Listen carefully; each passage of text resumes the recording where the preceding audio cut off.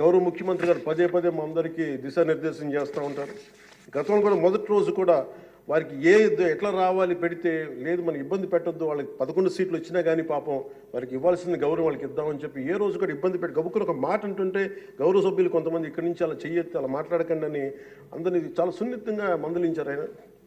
ఇట్లాంటి ఉన్నప్పుడు వాళ్ళు ప్రవర్తించే విధానం చాలా చాలా బాధ అనిపించింది.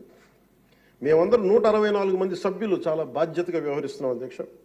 భవిష్యత్తులో కూడా రాజ్యాంగ పరిరక్షణ, రాష్ట్ర ప్రజల సంక్షేమం, రాష్ట్ర సమగ్ర అభివృద్ధి ధ్యేయంగా వ్యవహరిస్తామని సందర్భంగా గవర్నర్ గారికి శాసనసభ వేదికగా తెలియజేస్తాం.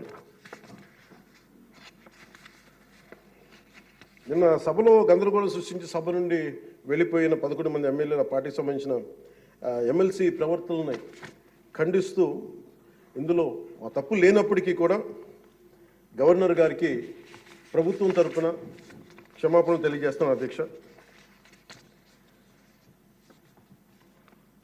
గౌరవ శాసనసభ స్పీకర్ శ్రీ అయ్యన్న పాత్రుడి గారికి, సభలో ఆసీనులై ఉన్న గౌరవ ముఖ్యమంత్రి శ్రీ నారా చంద్రబాబు నాయుడు గారికి, మంత్రివర్యులకు, శాసనసభ్యులకు, శాసనమండలి సభ్యులకు, అలాగే సభ నుంచి వెళ్ళిపోయిన వైసీపీ సభ్యులకు కూడా నా హృదయపూర్వక నమస్కారం.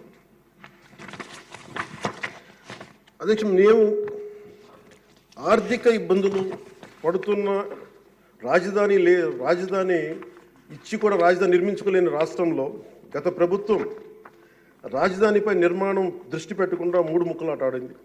అభివృద్ధి కుంటుపడింది, ఆర్థిక స్థిరత్వం కోల్పోయింది. ఈ కారణం